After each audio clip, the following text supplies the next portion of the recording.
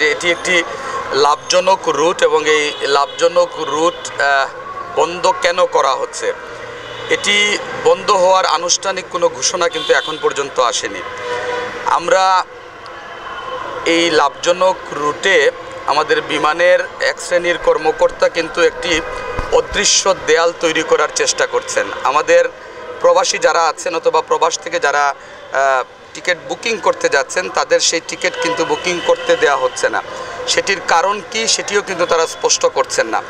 আমরা বিমানের এক শ্রেণীর অসাধু কর্মকর্তাদের তাদের কূটকৌশল, তাদের অপকৌশল এবং বিভিন্ন শ্রেণীর ব্যবসায়ীদের লাভবান করে দেওয়ার তাদের যে একটা অপতৎপরতা আমরা বিগত দিনগুলোতে দেখেছি, সেটির ধারাবাহিকতায় এই এখনকার যে ষড়যন্ত্র সেটির দিকেই ওনারা যাচ্ছেন, এটি আমার কাছে প্রতীয়মান হয়েছে। আমরা বিগত ১.৫ দশকেরও বেশি সময় কিন্তু বিমান কর্মকর্তাদের দুর্নীতি দেখেছি, স্বেচ্ছাচারিতা দেখেছি এবং ইচ্ছাকৃতভাবে আমাদের বিমানের বিভিন্ন রুটকে অলাভজনক দেখানোর জন্য ওনারা কিন্তু টিকিট ব্লক করা থেকে শুরু করে এমন কোনো হীন কাজ নেই ওনারা করেননি। এটির কারণ হচ্ছে অন্য এয়ারলাইন্সকে ব্যবসা করে দেয়া অথবা অন্যান্য ব্যবসায়ীদেরকে লাভবান করে দেয়। আপনারা দেখেন আমাদের মানুষ যারা প্রবাসে থাকেন অথবা আমরা যারা এখান থেকে প্রবাসে যাই, এই রুটে কিন্তু আমাদের প্রবাসী যারা আছেন, দ্যাট ইজ সিনিয়র সিটিজেন যারা আছেন, তাদের জন্য একটি আরামদায়ক এবং স্বস্তির একটি রুট হচ্ছে Sylhet to Manchester direct flight. এবং আমাদের বাপ চাচা যারা আছেন, আমাদের বয়োবৃদ্ধ যারা আছেন, অসুস্থ যারা আছেন, তাদের জন্য একটি নিরাপদ এবং পছন্দের রুট হচ্ছে এটি। এবং আমরা যতবারই গিয়েছি আমরা কিন্তু ফ্লাইট ফুল ছিল, সেটি আমি নিজেও উইটনেস। এবং এই রুটটি লাভজনক সেটি আমরা ইতিমধ্যে জেনেছি।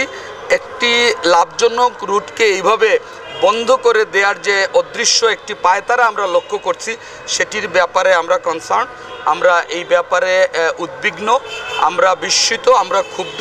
ইতিমধ্যে আমাদের প্রবাসে যারা আছেন ওনারাও কিন্তু আমাদের সাথে যোগাযোগ করছেন।